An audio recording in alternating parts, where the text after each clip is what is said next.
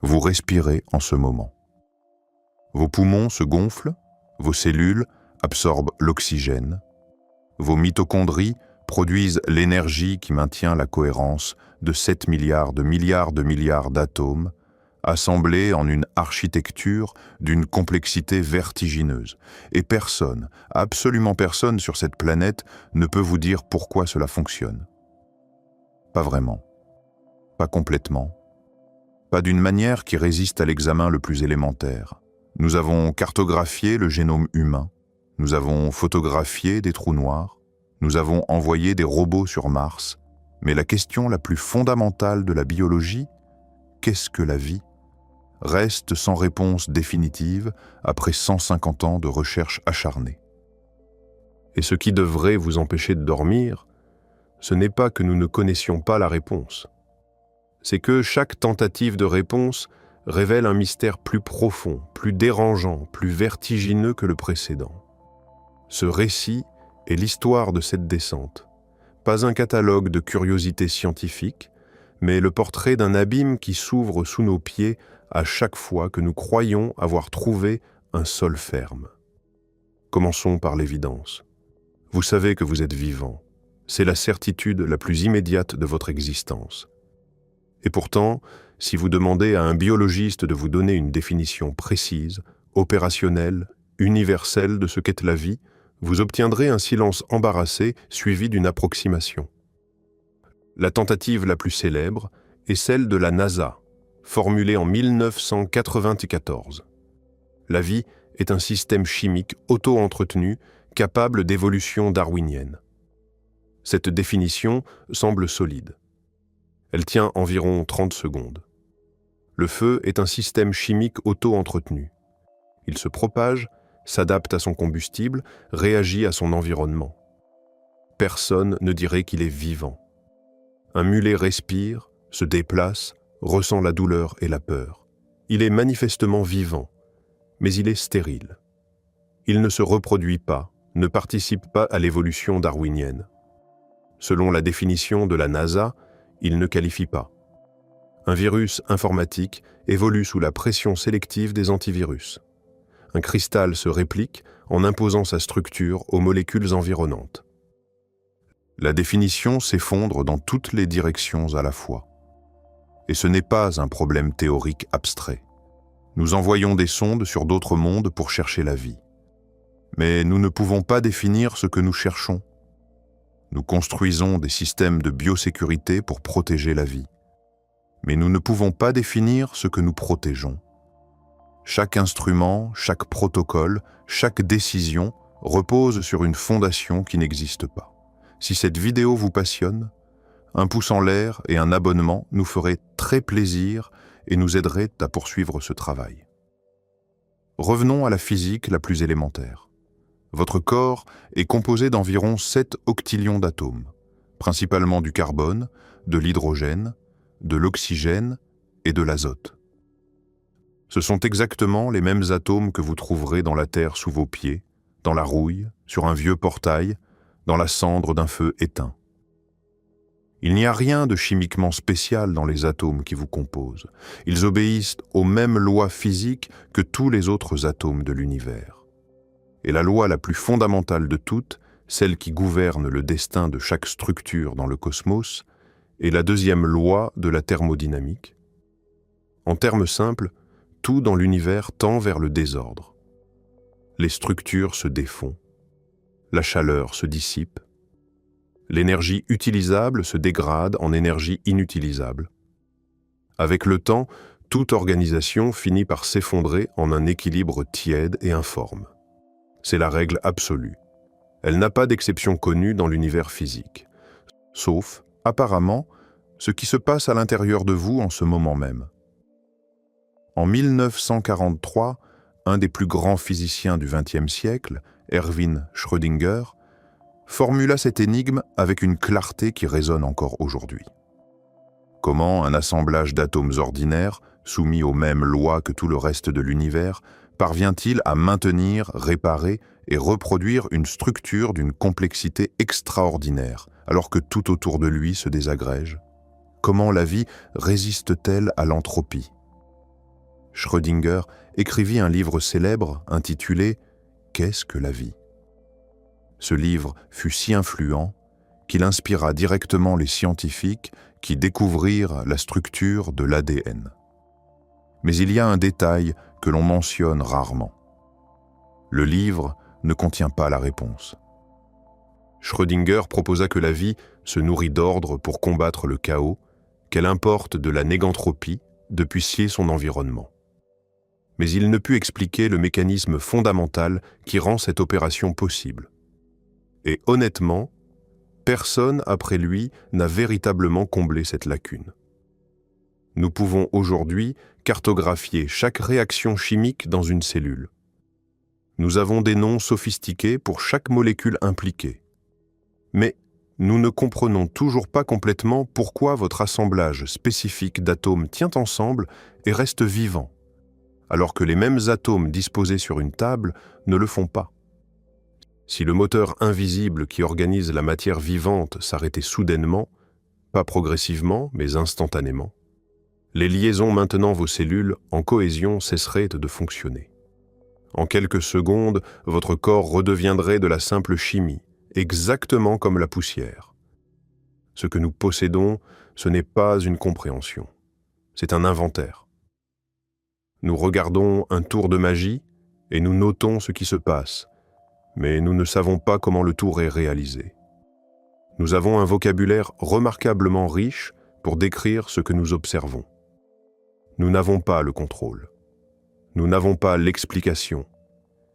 Et c'est dans cet état d'ignorance fondamentale qu'un événement survenu en 1935 vint fracasser même les certitudes les plus modestes que nous pensions posséder.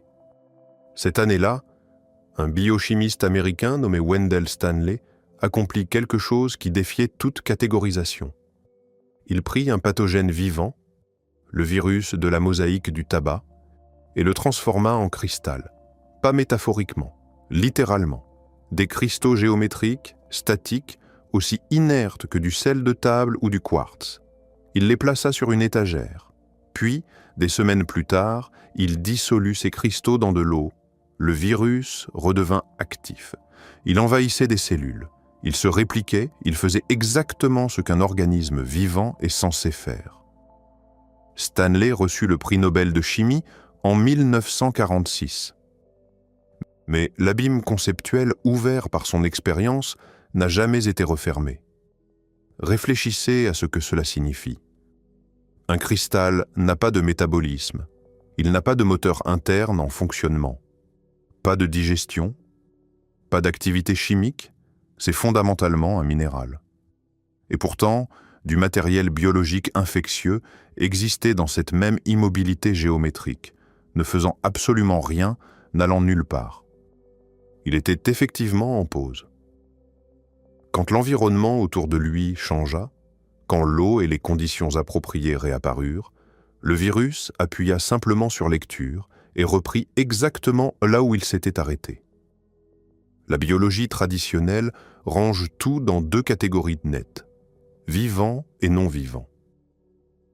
Stanley démontra que ces deux catégories sont séparées par une zone grise immense que nous n'avions même pas envisagée. Et cette zone grise n'est pas un simple détail académique. Elle a des implications terrifiantes pour votre propre corps. Votre système immunitaire identifie les menaces en cherchant de l'activité biologique. Il scanne les signaux chimiques, le bruit d'un envahisseur tentant de se répliquer. Mais quelque chose qui a entièrement suspendu sa propre biologie ne produit aucun signal. Pour votre système immunitaire, un virus cristallisé ressemble à de la poussière, un simple fragment minéral inoffensif. Il traverse tout votre système de détection sans déclencher la moindre alarme. Non pas parce qu'il utilise une technique de camouflage sophistiquée, mais parce qu'il n'a littéralement rien à cacher. Il est effectivement de la matière inerte. Il arrive comme un objet inanimé. Et il ne devient un problème qu'une fois qu'il est déjà à l'intérieur. Un pathogène en suspension atteint vos tissus profonds. Il trouve l'humidité parfaite, la bonne température, la machinerie cellulaire dont il a besoin. alors il se réveille. L'invasion se propage à travers vos tissus et vous êtes pleinement vivant pendant que cela se produit, complètement inconscient.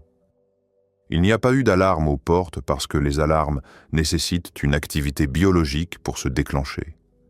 L'ennemi n'avait aucune activité avant d'avoir déjà franchi les murs. Et si le virus de Stanley était déjà profondément troublant, ce qui est venu ensuite a défié un dogme encore plus fondamental de la biologie moléculaire. En 1958, Francis Crick énonça ce qui allait devenir la règle d'or absolue de la biologie moléculaire, le dogme central. L'ADN fabrique l'ARN, l'ARN fabrique les protéines.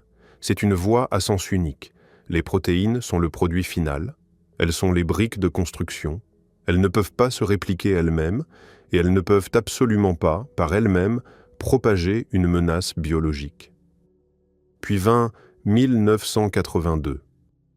Un neurologue nommé Stanley Prusiner publia des preuves qu'une protéine pouvait faire exactement cela. La communauté scientifique ne se contenta pas de douter poliment. Elle le rejeta avec une violence rare. Mais il avait raison, et cela lui valut le prix Nobel en 1997. L'agent en question s'appelle un prion. Un prion est simplement une protéine mal repliée. Chaque protéine de votre corps est une chaîne d'acides aminés pliée dans une forme tridimensionnelle très spécifique, comme un origami moléculaire complexe. Cette forme exacte détermine sa fonction. Mais un prion adopte une forme alternative. Il devient chimiquement stable, mais fonctionnellement complètement aberrant. Et voici la partie terrifiante. Quand ce prion voyou entre en contact avec une protéine normale, correctement pliée, du même type, il force la protéine normale à changer de forme et à copier l'erreur. Puis cette protéine nouvellement convertie fait exactement la même chose à la suivante. Et à la suivante. C'est un effet domino silencieux qui se propage à travers vos tissus sans s'arrêter. Et votre système de défense ne détecte absolument rien. Quand cette réaction en chaîne atteint le tissu cérébral, la structure se décompose, laissant de minuscules cavités partout jusqu'à ce que le cerveau ressemble littéralement à une éponge. La maladie de Creutzfeldt-Jakob, l'encéphalopathie spongiforme bovine, la maladie de la vache folle, ce sont les manifestations de ce processus implacable. Comment l'arrêter ? On ne l'arrête pas. La stérilisation standard ne fonctionne pas. La vapeur surchauffée, la méthode utilisée pour nettoyer les instruments chirurgicaux, est inefficace. L'eau de Javel, non. L'ébullition, non. Le formaldéhyde, les radiations, rien. Parce qu'on ne peut pas briser une forme. Les prions n'ont pas de métabolisme à perturber. Ils n'ont pas de matériel génétique à endommager. Ce sont juste des morceaux de protéines pliés d'une certaine manière. Et ce pli survit à littéralement tout ce que nous utilisons pour éliminer toute autre menace connue. Un objet complètement inerte, sans le moindre code génétique, entre dans vos tissus et commence à les convertir. Et le corps ne remarque rien jusqu'à ce que les dommages structurels soient permanents et irréversibles. Si une prise de contrôle biologique ne nécessite même pas de matériel génétique, qu'est-ce qui dirige réellement le processus ? Mais la couche suivante de ce mystère va encore plus profond. Un prion, aussi terrifiant soit-il, a au moins besoin de vos propres protéines pour accomplir son travail. Il utilise les matériaux déjà présents à l'intérieur de vous. Que se passe-t-il quand l'envahisseur n'a besoin d'absolument aucun matériel biologique existant ? Que se passe-t-il quand la menace n'est rien d'autre que de la pure information nue ? En 1971, un scientifique nommé Theodor Diner publia une découverte qui poussait les limites du concevable. Pendant des décennies, des chercheurs avaient tenté de comprendre ce qui dévastait silencieusement les cultures de pommes de terre à travers le monde. Sous les microscopes électroniques, ils ne trouvèrent ni bactéries, ni enveloppes protéiques, ni forme virale classique. Ce que Diner finit par identifier n'était qu'une boucle nue d'ARN flottant librement, comptant entre 246 et 375 nucléotides. Pas d'enveloppe, pas d'armure, juste une chaîne exposée de codes génétiques. Il l'appela un viroïde. Un viroïde ne transporte aucun équipement. Il n'a pas d'enzymes, pas d'outils moléculaires, pas de moteur. Mais quand il pénètre dans une cellule, il détourne l'infrastructure enzymatique de la cellule pour se copier lui-même. La cellule lit l'ARN du viroïde et l'exécute tout simplement. Elle ne vérifie pas la source. Elle ne demande pas de mot de passe. Elle exécute la commande aveuglément. Imaginez à peine 250 lettres de code donnant des ordres à l'intérieur d'une usine vivante d'une complexité massive et voyant ces ordres suivis sans la moindre question. Et la géométrie de cette entité est un trait de génie évolutif. Pourquoi une boucle circulaire? Dans la biologie, vos enzymes de défense agissent comme des gardes de sécurité. Elles détruisent l'ARN linéaire étranger en attrapant ses extrémités libres et en les grignotant. Mais un cercle fermé n'a pas d'extrémité libre. Il est structurellement sans faille. Il résiste à la dégradation, survit plus longtemps dans l'environnement, voyage plus loin et pénètre plus profondément dans les tissus vivants avant que quoi que ce soit ne puisse tenter de l'arrêter. Du code étranger redirigeant votre machinerie cellulaire pour produire quelque chose que votre corps n'a jamais été conçu pour fabriquer. Et il n'existe pas de pare-feu intégré pour stopper le processus une fois qu'il a commencé. Mais cette vulnérabilité au code étranger devient infiniment plus troublante quand on examine le code qui est déjà écrit de façon permanente dans votre propre ADN. Des instructions qui ne dérivent pas de l'extérieur aujourd'hui, mais qui ont été intégrées dans votre séquence des millions d'années avant votre naissance. Pour comprendre comment du code étranger s'est retrouvé définitivement câblé en vous, il faut d'abord examiner comment la biologie partage réellement l'information. Pendant très longtemps, le concept d'espèce supposait une frontière génétique stricte et sécurisée. On imaginait un système fermé. Vous avez un génome partagé. Vous le transmettez à votre descendance. Il ne change que par des mutations aléatoires lentes sur de nombreuses générations. En 1977, un microbiologiste nommé Carl Woese publia un article qui pulvérisa cette fondation. En séquençant l'ARN ribosomique à travers des centaines d'organismes, Woese découvrit un troisième domaine du vivant entièrement caché, les archées, invisibles au système de classification à 2 catégories que la biologie utilisait depuis un siècle. Mais plus important encore, cette découverte, étendue plus tard par Lynn Margulis, prouve à l'existence d'un mécanisme connectant toutes les branches de la vie d'une manière que personne n'avait anticipée. Ce mécanisme s'appelle le transfert horizontal de gènes. Les bactéries ne se contentent pas d'hériter des traits verticalement de leurs parents. Elles peuvent prendre des gènes directement de leurs voisines. Cela ne nécessite pas de reproduction. Un seul événement de contact suffit. C'est essentiellement un airdrop génétique. En quelques minutes, un fragment de code génétique peut passer entre 2 organismes de lignées évolutives complètement différentes. Prenez Escherichia coli. Elle vit dans votre intestin, elle vit dans le sol. Elle est dans l'eau stagnante et sur presque chaque surface ayant jamais touché de la matière organique. Et elle acquiert et donne constamment du matériel génétique. La résistance aux radiations extrêmes, la capacité de produire de nouvelles défenses chimiques, la résistance à littéralement chaque classe d'antibiotiques utilisés dans les hôpitaux modernes, ces traits n'attendent pas d'évoluer. Ces gènes existent déjà dans les bactéries environnementales. Ils sont immédiatement disponibles et le réseau de partage de fichiers est extrêmement actif. Quand nous créons un nouvel antibiotique, il cible une structure moléculaire spécifique. Mais le correctif, pour battre cet antibiotique, le gène de résistance, existe déjà quelque part dans la population bactérienne mondiale. Nous ne courons pas contre une mutation aléatoire lente. Nous courons contre une bibliothèque open source déjà complète, attendant simplement que la bonne bactérie télécharge la mise à jour. Et ce mécanisme ancien de téléchargement de code étranger ne s'est pas arrêté aux cellules individuelles. Il est arrivé à vos ancêtres. Et la preuve se trouve dans la séquence avec laquelle vous êtes né. Voici le chiffre exact. 8% de votre génome entier n'est pas véritablement humain.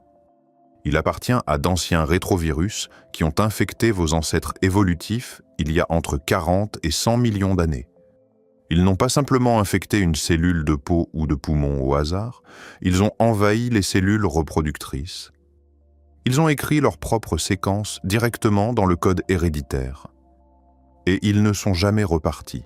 Quand le projet du génome humain fut achevé, les scientifiques trouvèrent ces fantômes viraux anciens dispersés sur littéralement chaque chromosome. Pendant la plus grande partie du XXe siècle, les biologistes appelaient cela avec assurance de l'ADN poubelle. Ils pensaient que c'était simplement du désordre évolutif brisé et inerte, ne faisant absolument rien. Ils avaient pas complètement tort. Prenez une séquence appelée HERV-W, un rétrovirus endogène humain. Ce code viral ancien est activement exprimé dans le placenta humain. La protéine qu'il produit est structurellement essentielle pour créer la couche cellulaire qui permet aux nutriments de passer entre une mère et un fœtus. Sans cette protéine virale spécifique, cette interface ne peut pas se former. Et sans cette interface, la naissance vivante des mammifères est physiquement impossible. Vous existez en ce moment parce qu'une infection ancienne a définitivement hacké la biologie reproductive de vos ancêtres il y a des millions d'années. Le corps n'a pas éliminé l'infection, il a construit tout son système d'exploitation autour d'elle. Le virus est devenu un pilier porteur de la vie humaine, et les autres séquences anciennes ne sont pas toutes silencieuses non plus. Une autre, appelée HERVK, produit effectivement des particules virales détectables dans les embryons humains pendant les premiers stades du développement. Nous ne comprenons toujours pas complètement ce qu'elles font pendant cette fenêtre. D'autres séquences virales agissent désormais comme des régulateurs, contrôlant le volume de gènes humains qui n'ont rien à voir avec le virus original. 8% du manuel d'instruction définissant votre biologie a été écrit par un processus aveugle qui n'avait absolument aucun intérêt pour votre survie. Il ne se souciait que de se copier lui-même. Et maintenant, vous en dépendez structurellement. Normalement, votre corps dispose de mécanismes de suppression puissants, des verrous moléculaires maintenant les séquences virales les plus dangereuses en permanence, réduites au silence. Mais ces verrous ne sont pas incassables. L'accumulation de dommages à l'ADN exerce une pression immense sur ces mécanismes. Si un système de réparation commet une erreur, un verrou peut céder. Soudainement, vous avez une séquence virale partiellement fonctionnelle qui se réveille et s'active dans des tissus qui n'ont jamais été conçus pour la gérer. Et c'est précisément pourquoi les environnements extrêmes sont si terrifiants. Prenez le voyage spatial prolongé. Le rayonnement intense de l'espace profond endommage continuellement l'ADN pendant des mois. Personne n'a complètement cartographié ce que ce type de dommage soutenu fera aux verrous moléculaires retenant les anciens virus dormant à l'intérieur du tissu humain vivant. Notre passé viral nous est invisible parce qu'il est littéralement devenu nous.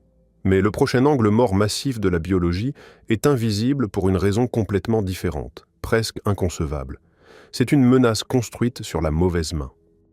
Tendez vos deux mains devant vous. Elles sont faites des mêmes composants, mais elles sont des images miroirs l'une de l'autre. Vous ne pouvez pas superposer parfaitement votre main gauche sur votre main droite. Les molécules fonctionnent exactement de la même manière. Elles ont une géométrie, une latéralité connue sous le nom de chiralité. En 1848, Louis Pasteur examinait des cristaux sous un microscope et découvrit quelque chose qui hante encore la biologie aujourd'hui.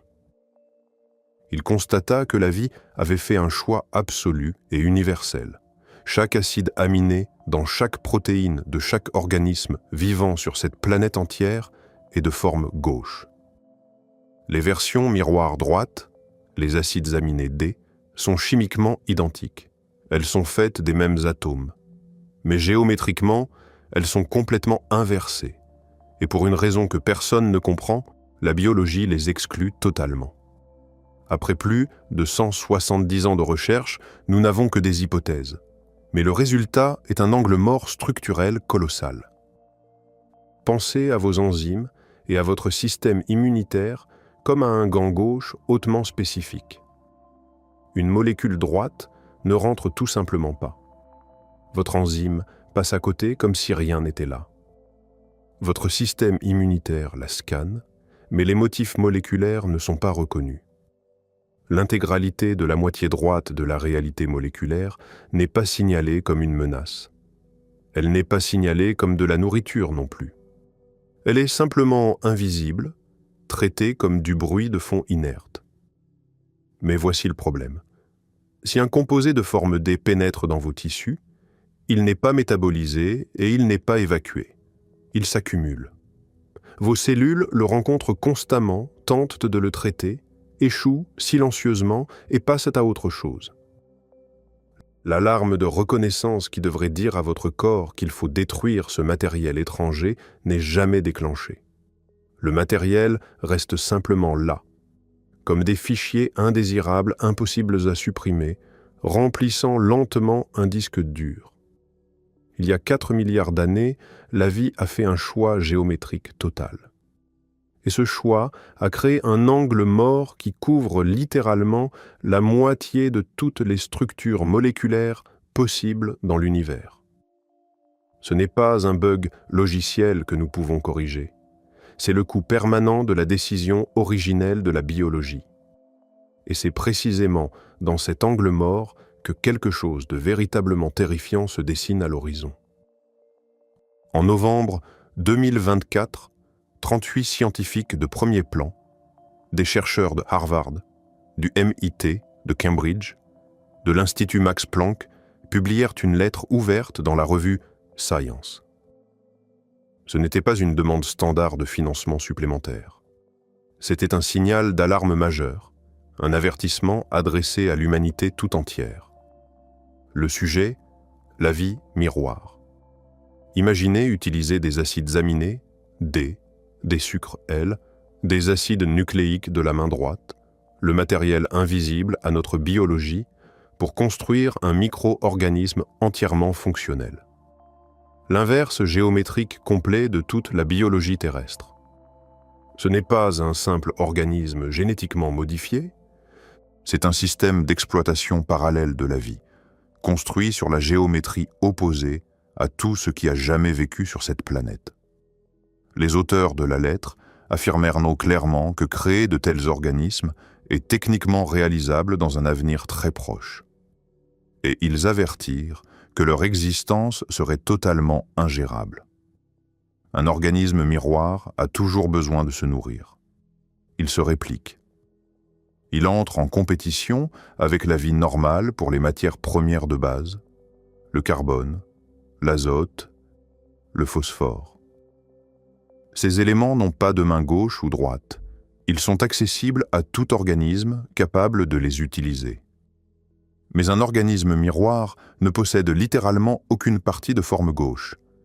Il ne présente aucun motif de surface standard. Il n'a aucune étiquette d'identification chimique reconnaissable par vos gardes cellulaires. Il ne déclenche pas votre système immunitaire. Non pas parce qu'il utilise une technologie de camouflage avancée, mais parce que le système de détection n'a tout simplement jamais été construit pour le voir. Il existe complètement en dehors du dictionnaire biologique que votre corps utilise pour définir la réalité. Et parce que votre corps ne le voit pas, il n'envoie aucun signal pour l'arrêter. L'organisme continue de se répliquer. Les antibiotiques? Un antibiotique fonctionne comme une clé physique s'insérant dans une serrure spécifique. Dans une cellule miroir, la serrure est inversée. L'antibiotique n'a absolument rien à quoi se lier. Chaque contre-mesure médicale que l'humanité a jamais inventée opère strictement dans l'espace gauche. La vie miroir opère complètement en dehors. Les 38 scientifiques demandèrent que cette recherche soit arrêtée avant même de commencer. La lettre reconnaissait que la recherche n'avait pas été arrêtée.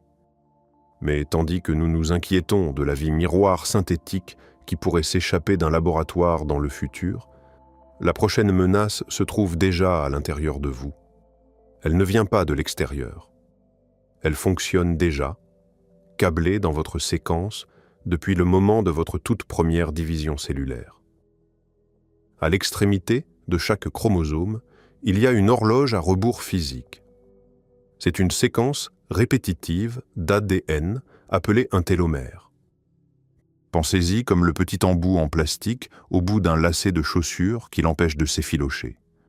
Chaque fois que votre cellule se divise, cet embout protecteur est raccourci d'un petit fragment. Quand il a complètement disparu, le chromosome commence à se dégrader. La cellule cesse simplement de se diviser. En 1961, un scientifique nommé Leonard Hayflick découvrit ce phénomène.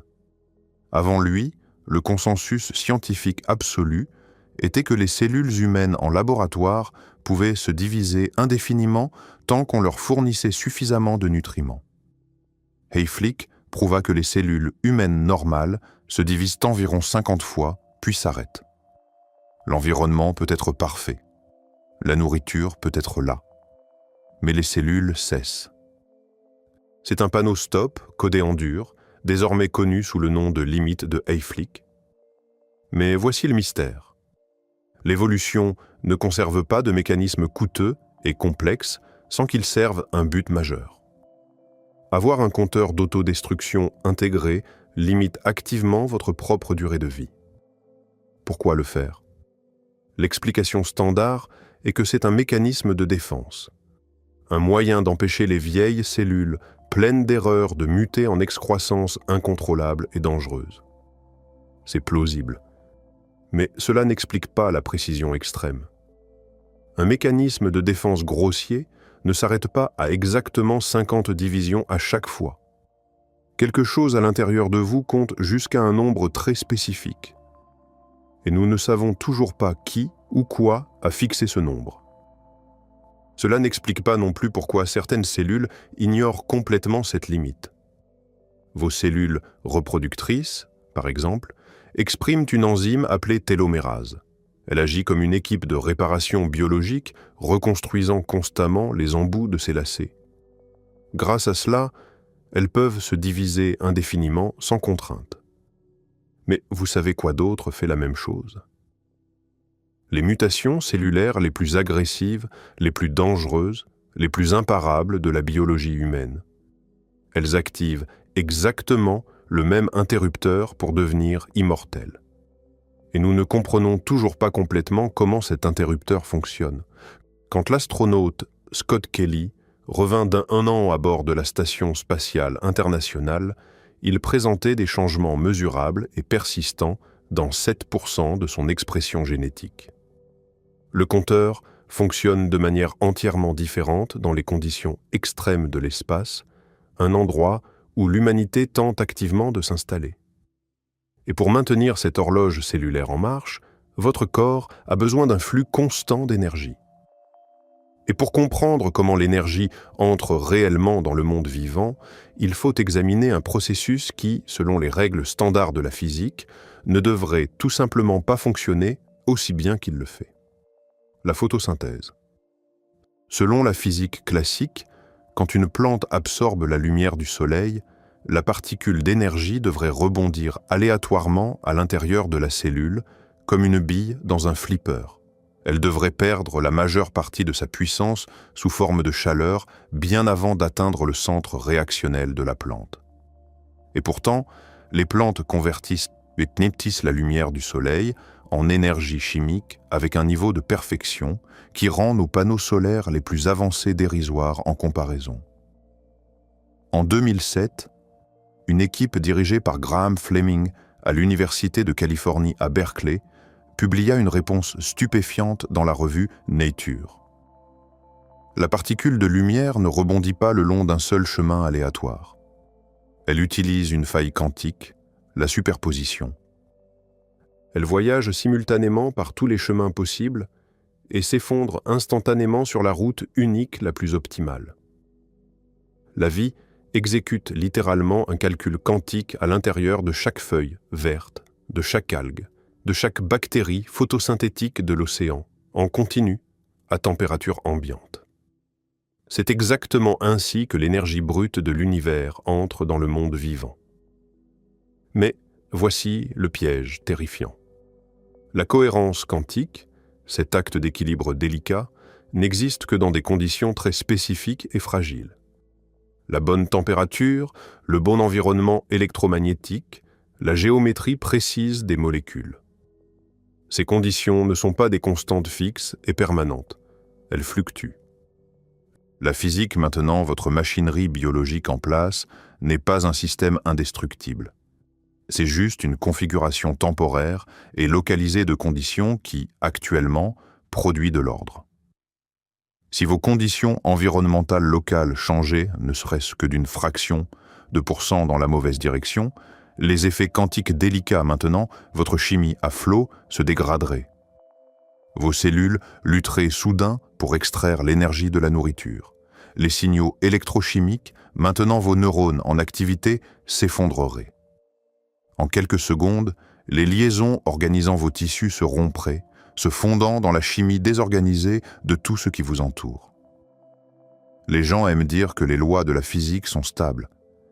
Mais ce que nous voulons vraiment dire par là, c'est qu'elles n'ont pas visiblement changé pendant la fenêtre extrêmement brève durant laquelle l'humanité a existé pour les mesurer.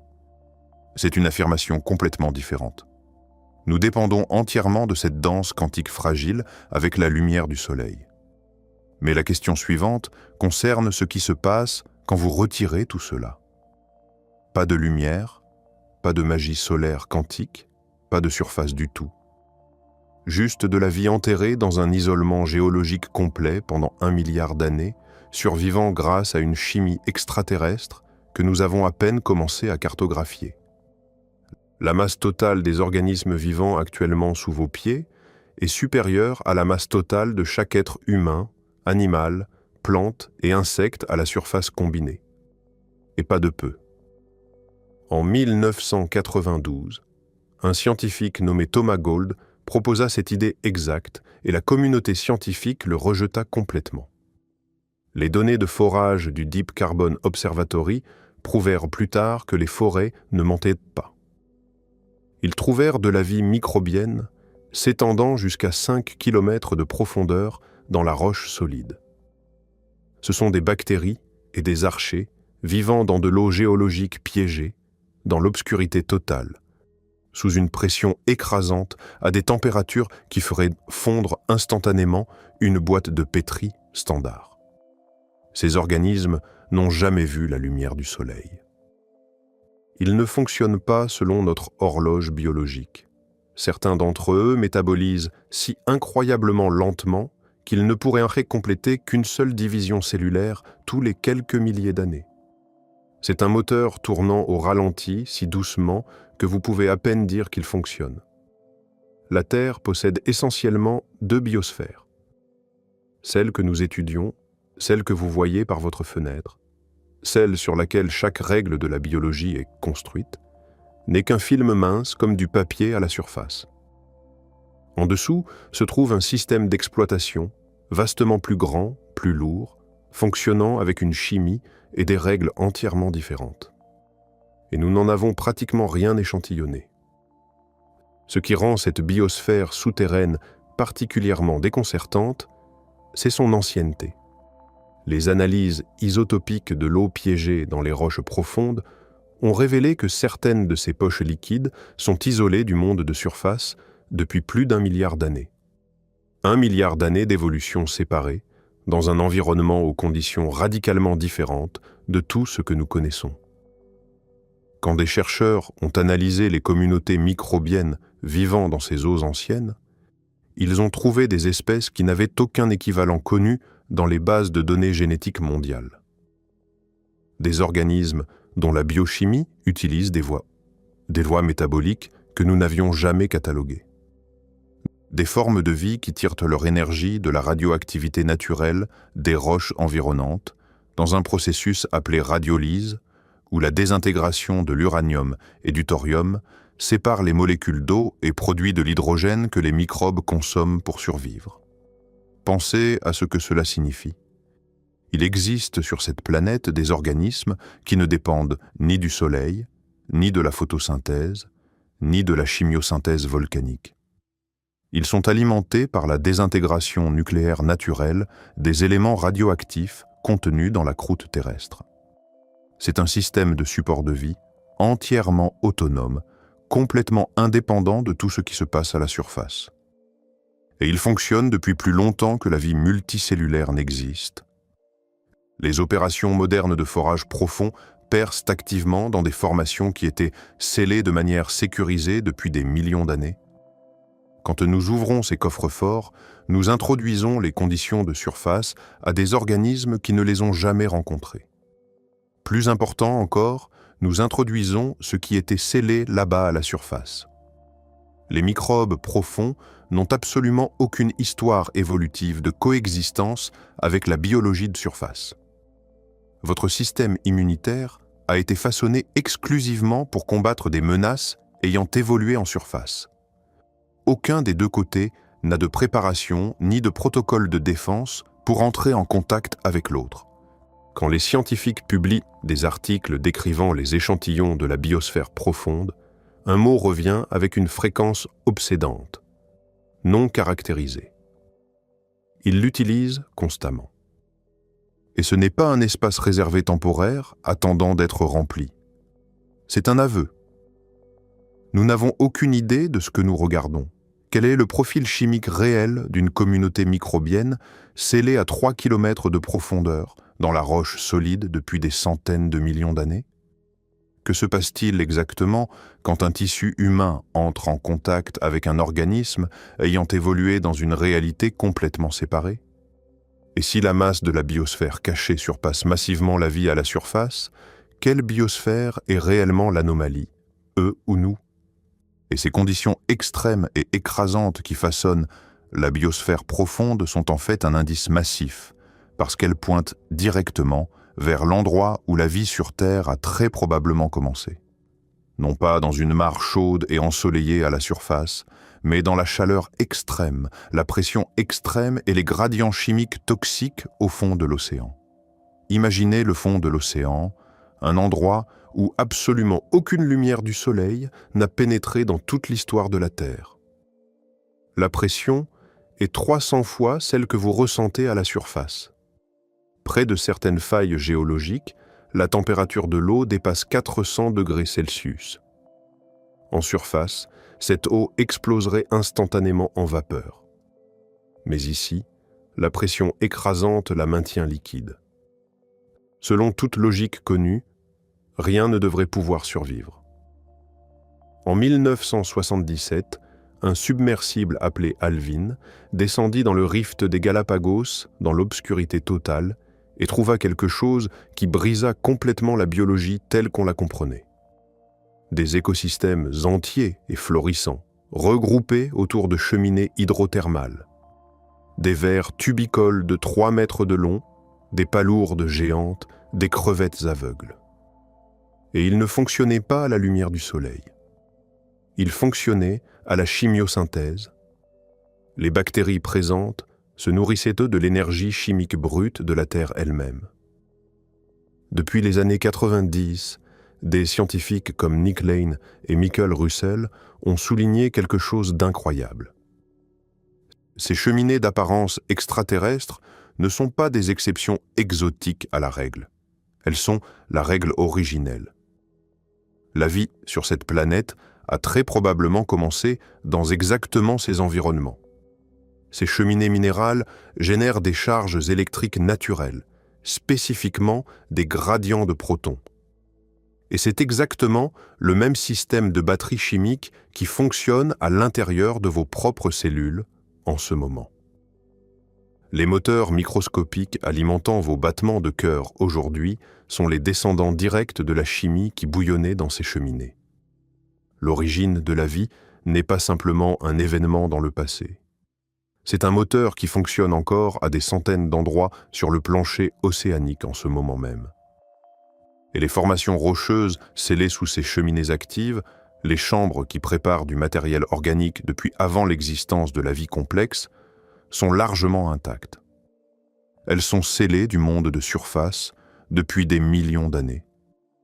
Que se passe-t-il quand un forage en haute mer perce accidentellement l'un de ces seaux? La physique prend le relais. Tout ce qui est pressurisé derrière le seau jaillit vers le haut dans la colonne d'eau.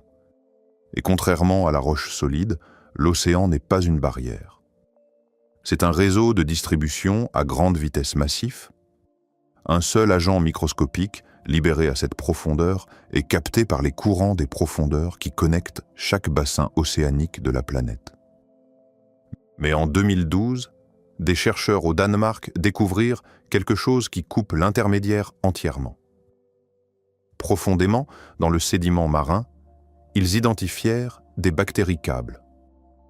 Ces microbes se lient ensemble pour former de véritables fils conducteurs vivants, longs de plusieurs centimètres. Une extrémité se trouve dans l'eau riche en oxygène, l'autre profondément dans la boue riche en sulfure. Ils n'ingèrent rien. Ils ne digèrent rien. Ils tirent simplement des électrons de la boue et les font passer le long de la chaîne. Ils font fonctionner un circuit électrique biologique directement à travers leur propre corps. Un microbe qui mange des électrons ne fait pas la différence entre de la boue naturelle et un câble de cuivre enterré. Un électron est un électron. La source est entièrement sans importance. Cela signifie qu'un organisme capable de tirer du courant de son environnement naturel est aussi parfaitement capable de tirer du courant de l'infrastructure humaine. Les réseaux électriques, les câbles Internet souterrains, les centres de données enterrés sous nos grandes villes, ces bactéries n'ont pas besoin d'une source géologique. Elles ont juste besoin d'un courant disponible. Et l'organisme suivant va encore plus loin. Il n'a besoin ni de câbles de cuivre, ni de batteries chimiques. Il se nourrit de radiation pure et mortelle. Plus la dose est élevée, mieux il se développe. Une dose létale de radiation pour un humain est d'environ 500 rad. Pour stériliser complètement un laboratoire médical, il faut quelques milliers. Mais en 1956, des scientifiques tentèrent de stériliser de la viande en conserve avec une dose absolument nucléaire. La viande se gâta quand même. À l'intérieur, ils trouvèrent une bactérie appelée Deinococcus radiodurans. Elle venait de survivre à 1,5 million de rad. À ce niveau extrême, la radiation ne se contente pas d'endommager l'ADN. Elle le pulvérise en centaines de fragments minuscules et déconnectés. C'est l'équivalent biologique de mettre un assemblage Lego complet dans un broyeur. Mais en 3 à 6 heures, ce microbe réassemble nonchalamment son génome entier avec une précision absolue.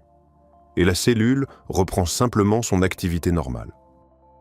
Voici le mystère profondément troublant. L'évolution est une économie stricte. Elle ne construit pas d'armure complexe et biologiquement coûteuse sans une pression environnementale massive l'y forçant.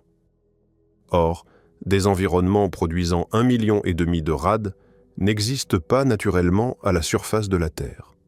Les réacteurs nucléaires n'existaient pas il y a des millions d'années. Contre quoi exactement cet organisme se défendait-il dans son passé évolutif pour nécessiter ce niveau absurde de protection? Le transit dans l'espace profond, les impacts d'astéroïdes? Nous n'avons littéralement aucune réponse vérifiée, et tandis que nous contemplons ces organismes aux capacités presque extraterrestres, le prochain problème n'est pas une question de survie extrême, c'est une question de cécité. Les formes de vie auxquelles nous sommes complètement aveugles en ce moment, simplement parce que nous avons construit tous nos instruments pour ne chercher que ce que nous connaissons déjà. Chaque instrument que nous utilisons pour détecter la vie fait une hypothèse massive, que la vie utilise exactement la même chimie que nous. Nos outils ne détectent pas réellement la vie, ils détectent la familiarité. En 2005, un scientifique nommé Paul Davies formalisa cette faille logique terrifiante. Il argumenta que si la vie avait démarré plus d'une fois sur Terre, une genèse indépendante complètement séparée, utilisant une formule chimique différente, ses descendants pourraient être assis juste devant nous et chaque laboratoire de la planète échouerait systématiquement à les détecter. Il appela cela la biosphère de l'ombre. Ce n'est pas de la science-fiction, c'est de la probabilité élémentaire.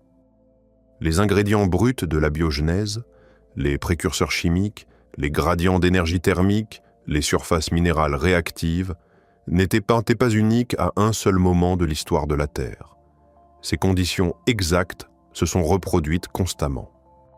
Si elles ont réussi à faire naître la vie une fois, il n'y a absolument aucune raison de supposer qu'une seconde genèse complètement indépendante utiliserait notre alphabet chimique exact. Si un organisme de l'ombre utilisait naturellement des acides aminés inversés, il mourrait simplement de faim dans une boîte de pétri standard de laboratoire, parce que nos milieux de culture sont strictement construits pour nourrir notre biochimie spécifique. Et nos séquenceurs d'ADN sont câblés pour ne lire que notre code standard à 4 lettres. S'ils scannent un organisme utilisant des nucléotides complètement différents, ou un métabolisme fonctionnant sur des substrats chimiques non reconnus, la machine ne sonne pas l'alarme pour annoncer une découverte extraterrestre. Elle enregistre simplement des données corrompues, du bruit. Chaque échantillon de sol, d'eau et d'air que l'humanité ait jamais collecté a été traité à travers des filtres conçus pour ignorer tout ce qui ne nous ressemble pas.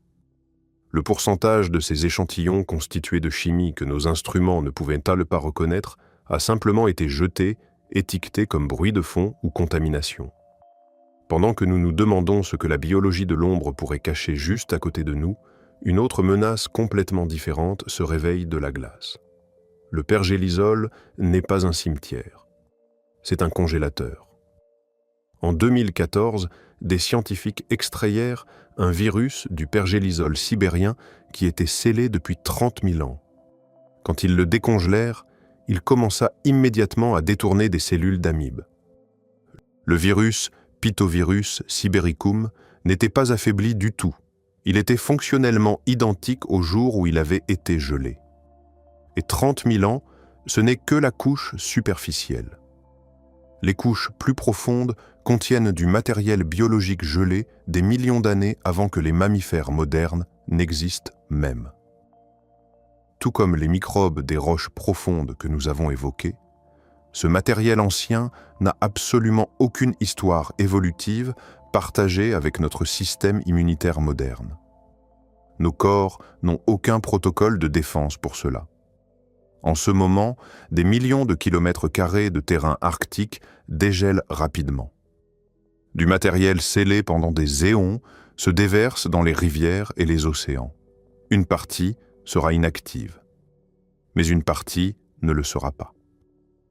Par exemple, le pergélisol profond contient des bactéries qui produisent du carbonate, exactement le même processus de biominéralisation qui construit les coquillages et les os.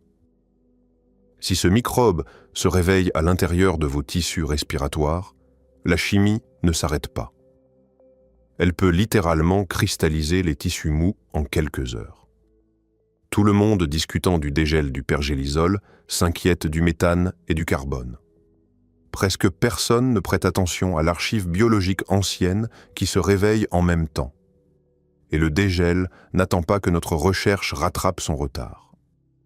Ce que la glace préserve par la congélation, un autre environnement le préserve par l'isolement géologique absolu.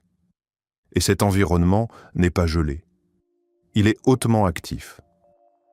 En 1953, un jeune chimiste nommé Stanley Miller démontra quelque chose d'extraordinaire à l'Université de Chicago. Il prit un ballon scellé contenant des produits chimiques de base, de l'eau, du méthane, de l'ammoniac et de l'hydrogène, et fit passer une étincelle électrique continue à travers le mélange. 7 jours plus tard, 5 des acides aminés essentiels utilisés dans chaque protéine vivante sur Terre étaient apparus, sans aucune assistance biologique. En 2008, des scientifiques réanalysèrent des échantillons préservés de Miller avec un équipement moderne. Ils trouvèrent 25 acides aminés, littéralement chaque brique de construction requise pour la chimie des protéines, assemblée à partir de rien d'organique par une simple étincelle. Les gens traitent cette expérience comme une étape historique amusante. Mais les conditions utilisées par Miller ne sont pas des artefacts de laboratoire. Ce sont des réalités géochimiques en cours. Les éclairs volcaniques au-dessus d'émissions riches en soufre, les décharges électriques pendant les tempêtes massives au-dessus de grandes villes industrielles polluées et chaudes, la même expérience se déroule en continu en ce moment, à une échelle massive, dans le ciel, juste au-dessus de nous. Les acides aminés nouveaux qu'elle crée constamment sont hautement réactifs. Ils tombent avec la pluie, contactent notre peau et entrent dans nos voies respiratoires à chaque inspiration. Et comme ce sont des configurations chimiques complètement nouvelles que nos enzymes n'ont jamais été façonnées pour traiter, notre biologie ne sait pas quoi en faire. Le corps tente d'exécuter la chimie, échoue à compléter l'étape, et enregistre simplement l'échec comme du bruit de fond. Au fil des années d'exposition continue, ces composés réactifs non reconnus s'accumulent et interfèrent activement avec la réparation cellulaire au niveau moléculaire. Et la molécule qui prend ces précurseurs bruts et les transforme en une machine autoréplicante est déjà à l'intérieur de vous. Elle est antérieure à l'ADN. Elle est antérieure aux protéines. Et elle fait toujours tourner la machinerie centrale de chacune de vos cellules. Vos cellules contiennent le fossile moléculaire littéral du moment où la vie a commencé. Avant l'ADN, avant les protéines, avant quoi que ce soit que nous reconnaîtrions comme de la biologie, il y avait l'ARN. En 1986, Walter Gilbert proposa l'hypothèse du monde à ARN. Son argument fondamental était brillant. L'ARN est la seule molécule connue capable à la fois de stocker des données génétiques et d'agir physiquement comme une machine en même temps. Le ribosome, cette usine microscopique qui construit chaque protéine de votre corps, est fondamentalement juste un ancien catalyseur ARN. Ce fossile n'est pas préservé dans la roche.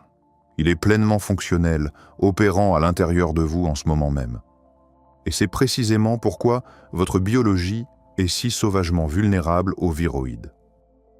Vos ribosomes ont évolué des milliards d'années avant que les menaces biologiques complexes n'existent, ce qui signifie qu'ils n'ont aucune vérification intégrée. Ils opèrent avec une confiance aveugle totale. Si un fragment autorépliquant d'ARN étranger atteint le tissu de vos poumons, vos ribosomes ne demandent pas de mot de passe. Ils lisent simplement le code et commencent à le construire. La cellule est silencieusement détournée pour produire des copies de quelque chose qui ne se soucie que de sa propre réplication. Il n'y a pas d'alarme biologique dramatique. Le tissu redirige simplement et silencieusement son énergie. Et ce fragment étranger n'a même pas besoin d'arriver entièrement formé. Les précurseurs d'ARN se concentrent naturellement et se lient ensemble sur des surfaces minérales communes comme l'argile ou le sulfure de fer.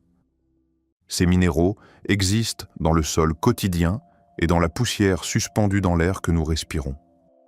Le saut entre des produits chimiques dispersés dans la poussière urbaine et une séquence génétique autoréplicante est entièrement possible.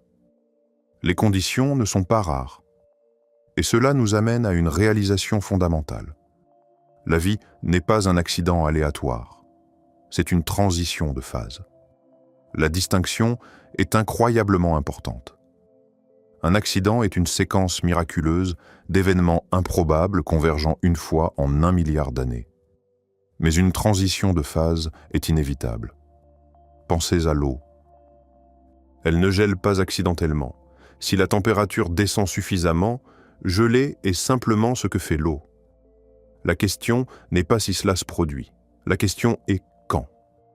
En 1993, un scientifique nommé Stuart Kauffman formalisa les mathématiques derrière cela. Il prouva que si vous avez une soupe chimique suffisamment dense et diverse, la probabilité que des molécules se construisent mutuellement franchit un seuil mathématique.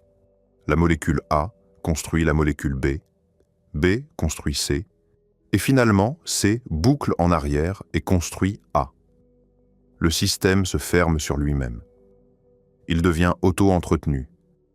Pas d'ADN requis, pas de cellules requises, juste de la chimie franchissant une ligne mathématique. Et les modèles de Kaufmann suggèrent que ce seuil est étonnamment bas. Vous n'avez pas besoin d'un océan primordial ou d'une cheminée hydrothermale. Vous avez juste besoin d'un mélange concentré de composés organiques. Pensez maintenant aux infrastructures d'eau usée urbaines. Les systèmes d'égouts sous nos grandes villes sont des rivières massives, agitées et fermées de diversité chimique et biologique. La diversité moléculaire, là-dessous, dépasse le seuil requis de Kaufmann de plusieurs ordres de grandeur. Et la chimie ne sait pas qu'elle est à l'intérieur d'un tuyau. Elle obéit uniquement aux mathématiques. Si une nouvelle boucle chimique auto-entretenue émergeait spontanément dans nos égouts demain, elle ne s'annoncerait pas. Elle produirait simplement un peu de chaleur et consommerait de la matière organique se fondant parfaitement avec les bactéries normales vivant déjà là. Mais il n'y a absolument aucune règle contraignant cette boucle à produire quelque chose d'inoffensif pour nous. Et tandis que la transition de Kaufmann se produit complètement spontanément dans le noir, le prochain seuil terrifiant a nécessité des mains humaines. Et nous l'avons déjà franchi. En mars 2016, Craig Venter et son équipe publièrent un article sur un organisme synthétique appelé JCVI-TSIN 3.0. Leur objectif était incroyablement ambitieux. Ils voulaient trouver le génome minimal, le plus petit ensemble d'instructions absolument nécessaires pour maintenir la vie. En partant d'une bactérie connue, ils retirèrent systématiquement des gènes jusqu'à ce que l'organisme cesse de fonctionner, puis ajoutèrent seulement ce qui était strictement nécessaire. Le résultat final avait juste 473 gènes. Il vit, il se divise, et il transmet son génome à la génération suivante. Mais parmi ces 473 gènes essentiels, exactement 149 ont une fonction complètement inconnue. Nous avons réduit la vie à son noyau absolu, au minimum requis pour exister. Et nous n'avons toujours aucune idée de ce que fait près d'un tiers de ce code. Chaque bactérie naturelle sur Terre est maintenue en échec par un système immunitaire écologique massif. Des prédateurs naturels, des bactériophages, des organismes concurrents qui ont coévolué pendant des millions d'années. JCVI-SIN 3.0 existe complètement en dehors de ce réseau. Il n'a aucune relation écologique. Si une défaillance de confinement se produisait, nous ne relâcherions pas simplement un pathogène connu dans un environnement doté de défenses établies. Nous relâcherions un organisme qu'aucun écosystème n'a jamais traité dans tous les écosystèmes simultanément. Et cette frontière entre la biologie terrestre et tout ce qui se trouve au-delà est bien plus perméable que nous ne l'avions jamais pensé. Mais avant de quitter la Terre, arrêtons-nous sur un fait que la plupart des gens ignorent complètement. Votre corps n'est pas un organisme unique. C'est un écosystème, un consortium. Une coalition fragile de trillions d'entités qui coopèrent pour des raisons que nous ne comprenons pas entièrement. Les bactéries qui vivent dans votre intestin, votre microbiome, ne sont pas de simples passagères. Elles sont des participantes actives dans votre métabolisme, votre système immunitaire et même, de manière profondément troublante, votre humeur et votre comportement. Des études publiées au cours de la dernière décennie ont montré que les bactéries intestinales produisent des neurotransmetteurs, de la sérotonine, de la dopamine, du GABA, les mêmes molécules chimiques que votre cerveau utilise pour réguler vos émotions, votre sommeil et votre appétit. Plus de 90% de la sérotonine de votre corps est produite dans votre intestin, pas dans votre cerveau. Des expériences sur des souris ont montré que la transplantation de bactéries intestinales d'une souris anxieuse vers une souris calme rend la souris calme-anxieuse. Et l'inverse est vrai aussi. Ce que cela implique est profondément déstabilisant. Une partie significative de ce que vous considérez comme votre personnalité, votre humeur, vos préférences alimentaires, votre niveau d'anxiété, pourrait être influencée, voire partiellement dictée, par des organismes qui ne partagent aucun de vos gènes. Des organismes qui ont leurs propres intérêts évolutifs, leurs propres stratégies de survie, leurs propres agendas. Quand vous avez une envie irrésistible de sucre à 3 heures du matin, est-ce vous qui le voulez ou est-ce une colonie de bactéries qui a besoin de glucose pour se reproduire et qui envoie les signaux chimiques appropriés à votre cerveau pour obtenir ce qu'elle veut? La frontière entre vous et vos passagers est floue au point de devenir presque inexistante. Et cette porosité de l'identité biologique, cette impossibilité de tracer une ligne nette entre l'organisme et son environnement, est elle-même un reflet du problème fondamental que nous avons identifié au début. Nous ne savons pas où la vie commence et où elle s'arrête. Et cette incertitude prend une dimension cosmique quand on considère ce qui arrive à l'organisme humain dans l'environnement le plus hostile que nous ayons jamais tenté d'habiter. L'espace profond n'est pas simplement un endroit froid et vide. C'est un environnement de radiation intense, constante et pénétrante. Les rayons cosmiques galactiques, des noyaux atomiques accélérés à des vitesses proches de celles de la lumière par des explosions de supernovas lointaines, traversent les parois d'un vaisseau spatial comme si elles n'existaient maintenant pas.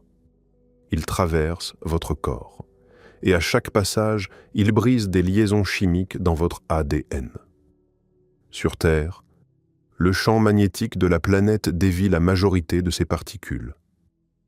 La Station spatiale internationale orbite encore à l'intérieur de cette protection partielle. Mais un transit vers Mars, 6 à 9 mois dans chaque direction, se déroule entièrement en dehors de ce bouclier. L'exposition cumulative aux radiations pendant un aller-retour vers Mars est estimée à plus de 1000 fois la dose annuelle d'un habitant moyen de la Terre. Et les dommages ne sont pas graduels et uniformes. Les rayons cosmiques brisent l'ADN, double brin à des positions aléatoires. Certaines de ces positions régulent la suppression des séquences rétrovirales endogènes. C'est 8% de votre génome, écrit par d'anciens virus dont nous avons parlé plus tôt, et actuellement maintenu silencieux par des mécanismes de verrouillage moléculaire. Un verrou endommagé par une cassure radiative signifie une séquence virale partiellement fonctionnelle qui commence à s'exprimer dans des tissus jamais conçus pour la gérer. L'expression produit des particules. Ce que ces particules font dans l'environnement confiné d'un vaisseau spatial, circulant parmi un équipage sans infrastructure médicale au-delà de ce qui a été emporté depuis la Terre, n'est pas un scénario que le moindre profil de mission a complètement caractérisé. Et quand l'équipage revient sur Terre, il revient changé de manière que les mesures de référence pré-mission n'avaient pas prédites. Il revient vers une planète dont la biologie n'a aucune préparation pour ce qu'il transporte. Chaque instrument que nous envoyons vers d'autres mondes a été construit pour trouver ce que nous connaissons déjà.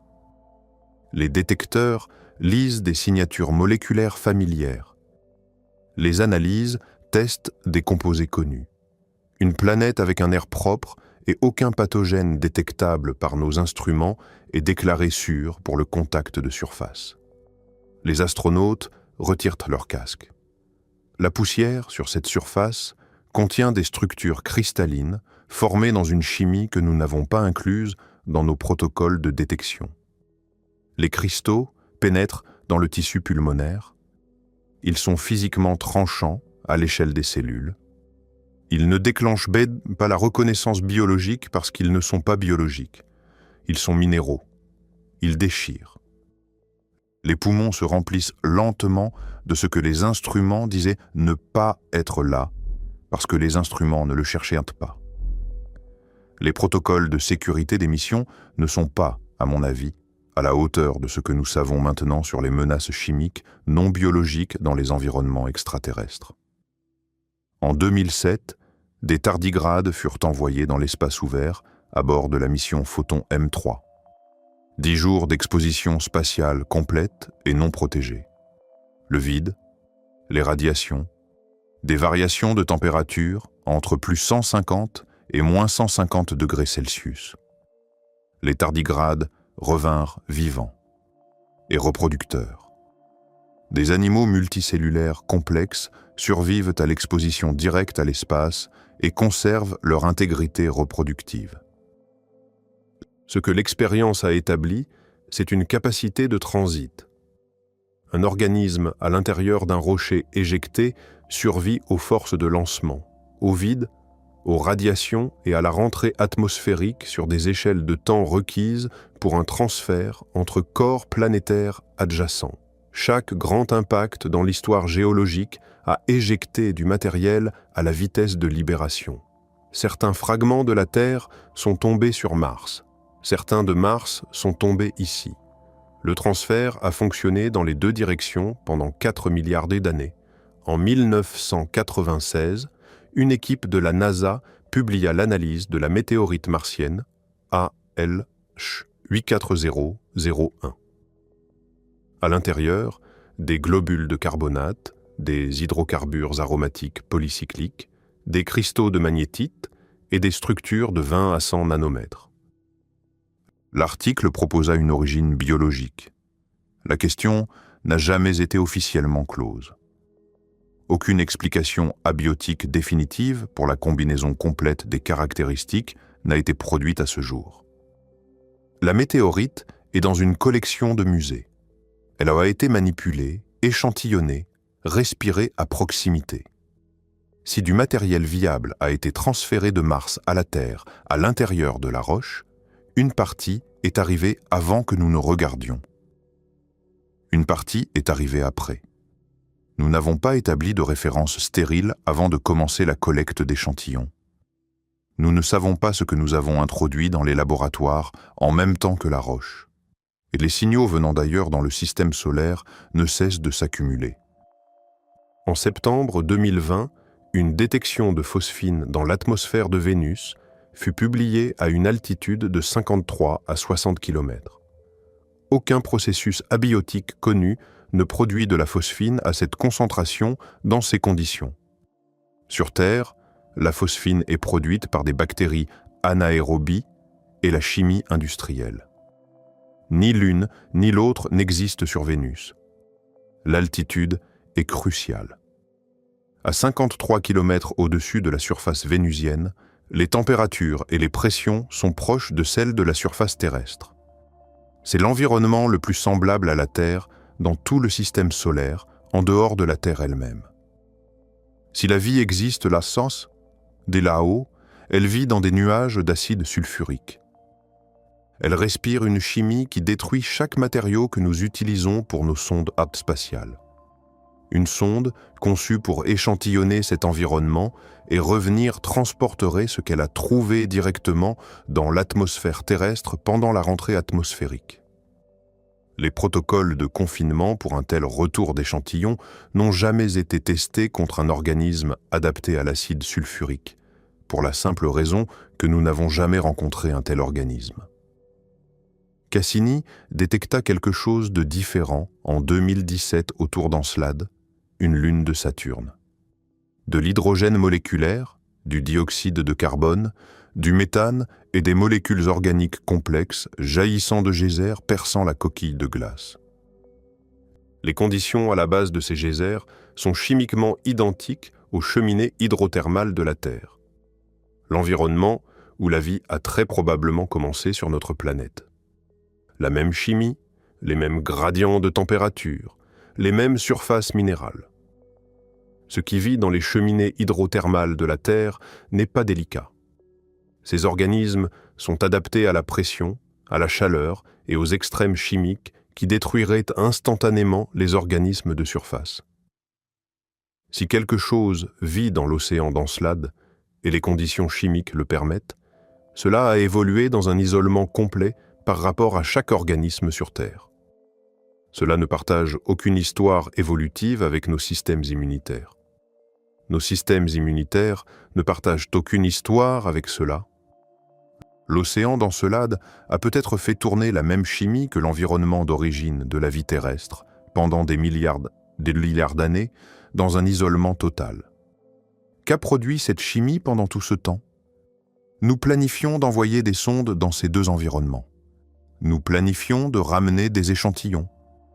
Les protocoles de retour ne sont pas, à mon avis, construits autour du bon modèle de menace. Ils sont construits autour de ce que nous connaissons. La menace, c'est ce que nous ne connaissons pas. Titan possède des lacs, une atmosphère, un cycle météorologique complet avec précipitation, évaporation et canaux de rivières creusés dans sa surface. Le liquide est du méthane. La température est de moins 179 degrés Celsius. Il n'y a pas d'eau. En 2015, un cadre théorique pour des membranes cellulaires construites à partir de molécules organiques azotées fonctionnant dans le méthane liquide aux températures de Titan fut publié. Pas basé sur l'eau, pas sur la chimie carbone-oxygène. Une fondation biochimique complètement différente, thermodynamiquement stable, dans des conditions qui détruiraient instantanément tout organisme sur Terre. Nous cherchons la vie en cherchant de l'eau. Les instruments de chaque mission vers Titan étaient conçus autour de la biochimie basée sur l'eau. Si la vie sur Titan utilise le méthane comme solvant et les composés azotés comme molécules structurelles, chaque instrument que nous avons envoyé regardait le mauvais signal. Nous n'avons pas trouvé la vie sur Titan. Nous avons confirmé que nos instruments ne détectent pas la biologie non aqueuse. 40 000 tonnes de matériel cosmique tombent sur la Terre chaque année. Pas des fragments de roches visibles à l'œil nu. Des particules fines, des microstructures microscopiques se déposant continuellement dans les océans, les sols et les poumons. Le matériel contient des molécules organiques complexes, des bases nucléiques et des acides aminés. Il tombe depuis avant que la vie n'existe. Il tombe maintenant. Les microstructures inhalées depuis l'espace ne sont pas métaboliquement inertes par défaut. Certaines sont chimiquement réactives avec le tissu biologique. Certaines sont physiquement cristallines à des échelles qui interagissent directement avec les structures cellulaires. Le corps traite ce qu'il reconnaît. Ce qu'il ne reconnaît pas s'accumule. Et si Fred Hoyle avait raison? En 1981, Hoyle et Chandra Wickramasinghe publièrent une conclusion qui semblait extravagante. La vie n'est pas originaire de la Terre. La chimie requise est trop spécifique, la probabilité trop faible, l'échelle de temps trop courte. La vie est arrivée. L'univers distribue du matériel biologique à travers l'espace en continu, dans les comètes, dans la poussière interstellaire, dans le matériel éjecté par les impacts à travers des milliards d'années d'histoire planétaire. Si Hoyle a raison, la vie sur Terre n'est pas native. C'est une colonie. Ce qui a ensemencé cette planète a ensemencé les autres. Le même matériel tombant sur la Terre est tombé sur chaque corps rocheux dans chaque système stellaire de la galaxie pendant 10 milliards d'années. La vie ne commence pas rarement. Elle arrive partout où les conditions lui permettent de persister, ce qui signifie que la galaxie n'est pas vide. Ce qui signifie que le silence que nous entendons d'elle est autre chose entièrement. Robin Hanson publia l'argument en 1998. Si l'univers est ancien, vaste et gouverné par une chimie qui produit la vie partout où les conditions le permettent, le ciel devrait être plein de signaux. Il ne l'est pas. Quelque chose élimine les civilisations avant qu'elles ne deviennent visibles. Il appela cela le grand filtre. Le filtre est soit derrière nous, soit devant nous. S'il est derrière, nous l'avons franchi. L'étape difficile, l'origine improbable, la transition évolutive rare, nous l'avons survécu et les autres non. Nous sommes véritablement inhabituels. S'il est devant, le filtre attend. Chaque civilisation qui atteint notre stade de développement rencontre quelque chose qui y met fin. La technologie elle-même peut être le mécanisme. Le développement de la biotechnologie, de l'intelligence artificielle, de la capacité à concevoir des systèmes autoréplicants. Ce sont peut-être les dernières étapes avant que le filtre ne se referme. Nick Bostrom a déclaré que découvrir de la vie microbienne sur Mars serait la pire nouvelle de l'histoire de l'humanité.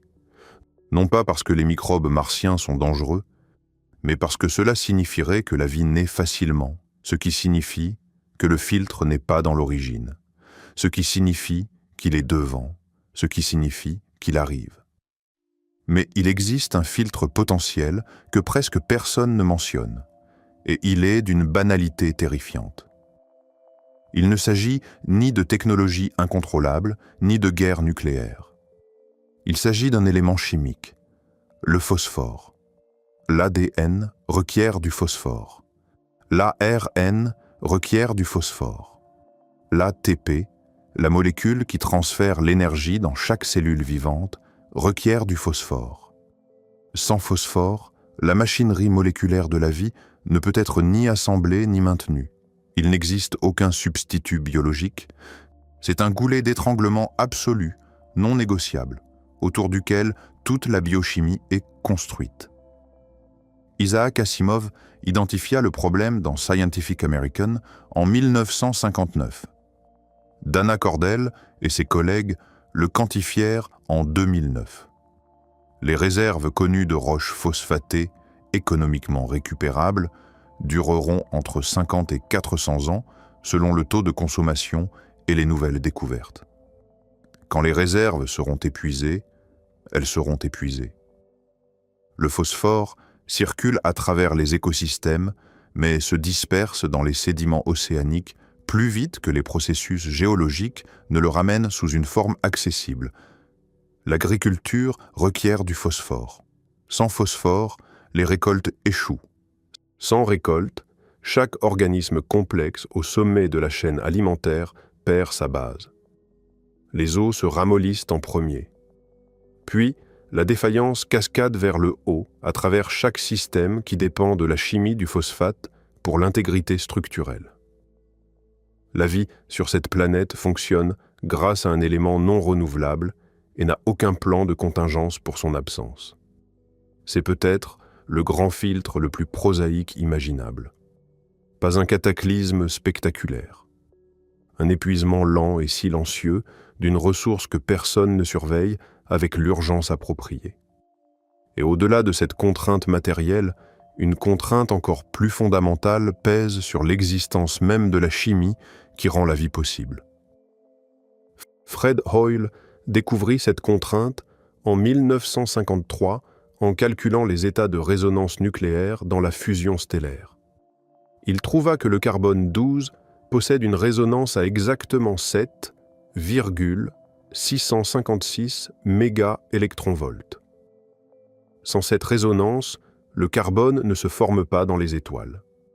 Sans carbone, la chimie organique n'existe pas. Sans chimie organique, la vie telle que nous la comprenons par chaque définition que nous avons jamais produite est impossible partout dans l'univers. La valeur de cette résonance est ce qu'elle est. Une déviation de 4% dans un sens ou dans l'autre élimine le carbone de l'univers entièrement. Hoyle déclara publiquement qu'un univers produisant cette résonance par accident ressemblait à un univers qui avait été arrangé. Il ne retira jamais cette déclaration. La physique, maintenant votre biochimie ensemble, est calibrée avec une précision qui n'a aucune explication physique connue. L'élément dont votre biochimie a besoin pour fonctionner est en train de s'épuiser. Les deux contraintes sont absolues. Aucune n'a de solution de contournement. Et le séquençage du génome néandertalien, publié en 2010 par l'équipe de Svante Pääbo à l'Institut Max Planck, un travail pour lequel Pääbo reçut le prix Nobel en 2022, révéla quelque chose de profondément troublant. Le génome néandertalien contient les mêmes séquences rétrovirales endogènes que le génome humain. Les mêmes infections virales anciennes qui ont réécrit nos ancêtres ont réécrit les leurs. Les mêmes 8% qui ne sont pas à nous ne sont pas à eux non plus. Nous partageons un héritage viral avec une espèce que nous avons survécu. Ces séquences sont encore actives dans les deux génomes. HER-VK produit des particules dans le tissu embryonnaire humain. Les mêmes séquences dans le tissu néandertalien produisent les mêmes particules. Le virus qui s'est écrit dans l'ancêtre des deux espèces fonctionne encore dans le descendant de l'une. Les néandertaliens sont partis.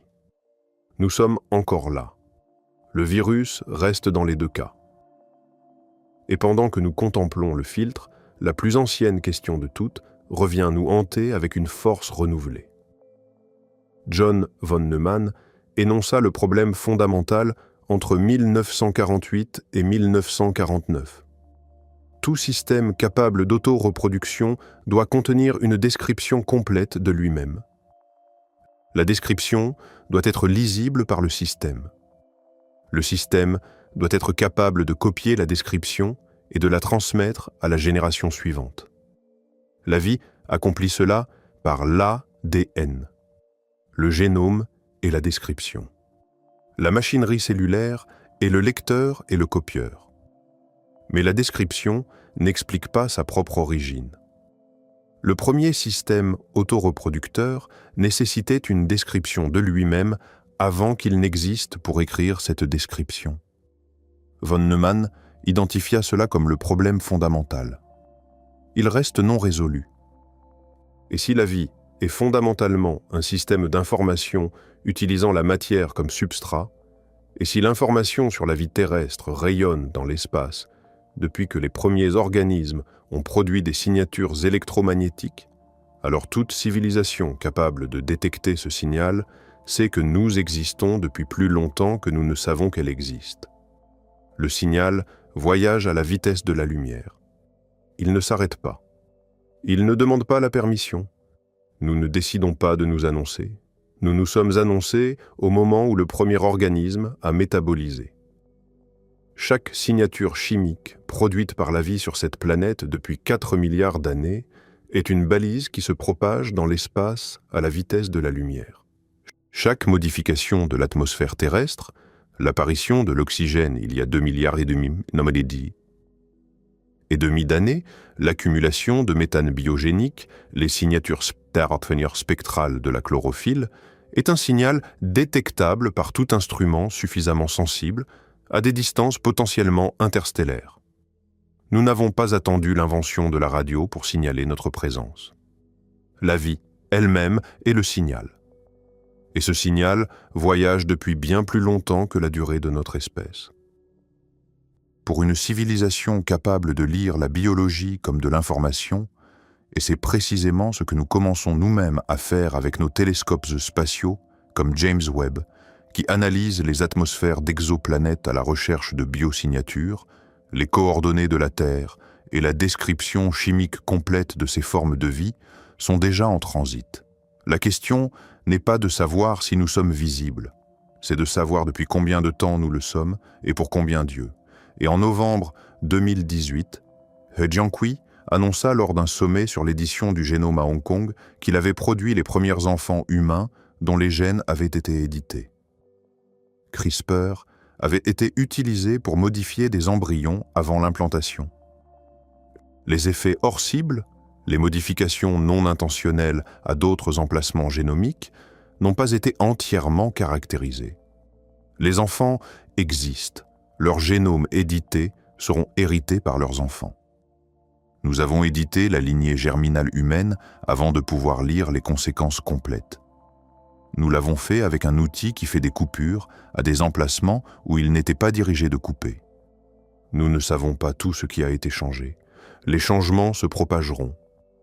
Et la définition de travail de la NASA pour la vie, adoptée en 1994, un système chimique auto-entretenu capable d'évolution darwinienne, n'a jamais été remplacée. Non pas parce qu'elle est satisfaisante, mais parce que rien de mieux n'a été produit. Chaque définition proposée à travers 150 ans de biologie échoue sous la pression d'au moins un contre-exemple réel. Le domaine n'a pas convergé vers une solution. Il a documenté l'échec. Ce n'est pas une lacune en attente d'être comblée, c'est un problème structurel avec la question elle-même. La vie est la chose qui fait la définition. L'instrument et l'objet de mesure sont le même système. La définition s'effondre parce que le définisseur ne peut pas prendre suffisamment de recul par rapport à lui-même pour décrire ce qu'il est de l'extérieur. Vous êtes vivant depuis chaque seconde de votre existence et vous ne savez pas ce que cela signifie physiquement. La science étudie la vie depuis 150 ans et ne peut pas produire un compte rendu complet de ce qui la distingue de la non-vie. Chaque instrument, construit pour détecter ou protéger la vie, a été construit par un système qui ne comprend pas pleinement ce pourquoi il construit. Le prion, qui n'a besoin d'aucun code. Le fragment viral, qui commande votre machinerie cellulaire. L'organisme miroir que votre système immunitaire ne peut pas voir. La séquence ancienne dormant dans 8% de votre génome. La chimie autocatalytique s'assemblant dans les infrastructures urbaines. Le matériel arrivant annuellement du système solaire externe. Tout cela existe dans l'espace entre ce que la vie est et ce que nous pouvons définir qu'elle est. L'espace ne se referme pas. La recherche ne converge pas. Les définitions continuent d'échouer. La conclusion vers laquelle tout cela pointe n'est pas que nous sommes ignorants d'une manière qui sera éventuellement résolue. C'est que nous sommes ignorants d'une manière structurelle. La chose que nous essayons de comprendre est la chose qui fait la compréhension. Cette récursion ne se résout pas. Vous êtes vivant en ce moment. Quelque chose maintient l'ordre local improbable de votre corps contre la pression thermodynamique de l'univers. Ce quelque chose n'a pas d'explication physique complète. Il fait cela sans votre conscience ni votre consentement depuis toute votre existence. Il s'arrêtera. Vous ne saurez pas exactement pourquoi, pas plus que la science ne sait exactement comment il a commencé. La chose la plus dérangeante en biologie n'est pas une menace spécifique. C'est que le système qui vous maintient en vie est un système que nous n'avons jamais pleinement décrit. Et nous essayons depuis 150 ans. La physique qui tient votre biochimie ensemble est calibrée avec une précision qui n'a aucune explication physique. L'élément dont votre biochimie a besoin pour fonctionner, le phosphore, est en train de s'épuiser. La résonance nucléaire qui permet au carbone d'exister dans l'univers tient à une déviation de 4%, dans un sens ou dans l'autre. Fred Hoyle déclara publiquement qu'un univers produisant cette résonance par accident ressemblait à un univers qui avait été arrangé. Il ne retira pas sa déclaration. Et peut-être que la question ultime n'est pas de savoir ce qu'est la vie, mais ce que signifie le fait que nous ne puissions pas répondre à cette question. Peut-être que l'impossibilité de la définition n'est pas un échec de la science, mais une propriété de la chose elle-même. Peut-être que la vie est, par nature, ce qui échappe à sa propre description. Car il y a une asymétrie fondamentale dans cette entreprise que personne ne souligne assez. La physique peut étudier un rocher parce que le physicien n'est pas un rocher. Le chimiste peut analyser une réaction parce que le chimiste n'est pas la réaction. Mais le biologiste qui étudie la vie est la vie qui s'étudie elle-même. L'instrument de mesure et l'objet mesuré sont le même système. Et cette récursion crée un angle mort permanent, un point aveugle structurel que nulle amélioration de nos instruments ne pourra jamais éliminer. C'est comme demander à un œil de se voir lui-même sans miroir. L'œil peut voir tout l'univers sauf la chose qui accomplit l'acte de voir. De la même manière, la vie peut analyser, cataloguer et manipuler chaque processus chimique dans l'univers, sauf le processus fondamental qui la rend capable d'analyser, de cataloguer et de manipuler. Et cette limitation n'est pas un défaut corrigible, c'est une propriété de la situation elle-même. Kurt Gödel montra en 1931 que tout système formel suffisamment puissant contient des vérités qu'il ne peut pas démontrer à l'intérieur de ses propres règles. La biologie, essayant de se définir elle-même, pourrait être confrontée à une limite structurellement identique. non pas parce que la réponse n'existe pas, mais parce que le système qui cherche la réponse est lui-même une instance de ce qu'il cherche à définir. Pensez à ce que cela signifie pour la médecine, pour la biosécurité, pour l'exploration spatiale, pour chaque entreprise humaine qui dépend d'une compréhension de ce qu'est la vie.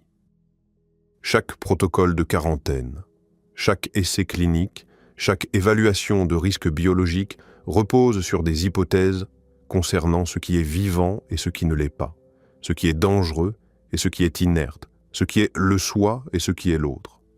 Et ces hypothèses sont construites sur une fondation que 150 ans de recherche n'ont pas réussi à stabiliser.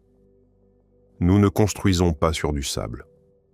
Nous construisons sur quelque chose de moins fiable que du sable, parce que le sable au moins possède une définition opérationnelle stable. Et il y a un dernier aspect de cette histoire qui me semble le plus important de tous, et qui est presque toujours omis des discussions scientifiques sur la nature de la vie. Vous êtes conscient. Non seulement vivant, mais conscient d'être vivant. Vous savez que vous lisez ces mots. Vous savez que vous pensez à ce que ces mots signifient. Il y a quelque chose que cela fait d'être vous, une expérience subjective, un point de vue intérieur, une lumière allumée derrière vos yeux. Et ce fait, le fait brut de la conscience, est le mystère le plus profond de tous. Plus profond que la matière noire, plus profond que l'origine de l'univers, parce que chaque autre mystère en science est un mystère que nous observons de l'extérieur. La conscience est le seul mystère que nous observons de l'intérieur.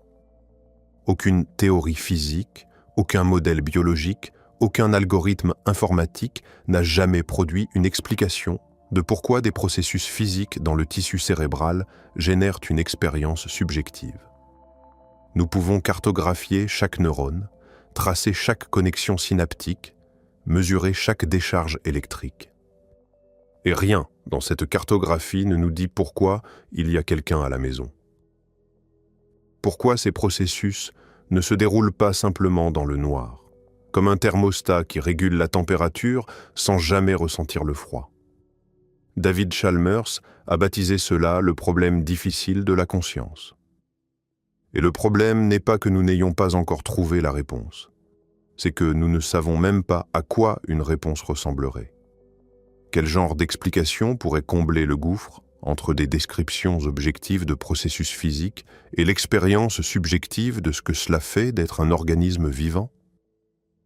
Et si la conscience est une propriété fondamentale de la vie, si être vivant et être conscient sont liés d'une manière que nous ne comprenons pas, alors notre incapacité à définir la vie et notre incapacité à expliquer la conscience sont peut-être le même problème vu sous deux angles différents. La vie est ce qui transforme la matière en expérience. Et cette transformation est le phénomène le plus extraordinaire de l'univers connu. Plus extraordinaire que les trous noirs, plus extraordinaire que l'expansion accélérée du cosmos, plus extraordinaire que l'intrication quantique, parce que ces phénomènes, aussi stupéfiants soient-ils, sont des choses qui se produisent. La conscience est la chose qui sait qu'elles se produisent, et nous n'avons aucune idée de comment elle fait cela. Alors, quand vous vous demandez ce qu'est la vie, quand vous sentez cette question vous échapper comme de l'eau entre les doigts, sachez que vous n'êtes pas en train d'échouer à comprendre quelque chose de simple. Vous êtes en train de toucher le bord du mystère le plus profond que l'univers ait jamais produit.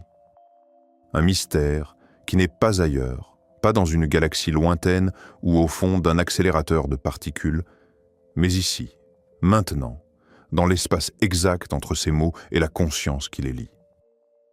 Et peut-être que cet échappement perpétuel, cette course entre la question et celui qui la pose, est précisément ce qui nous maintient en mouvement, respirant, cherchant, vivant, dans un univers qui n'a toujours pas fini de nous montrer à quel point nous comprenons peu ce que nous sommes.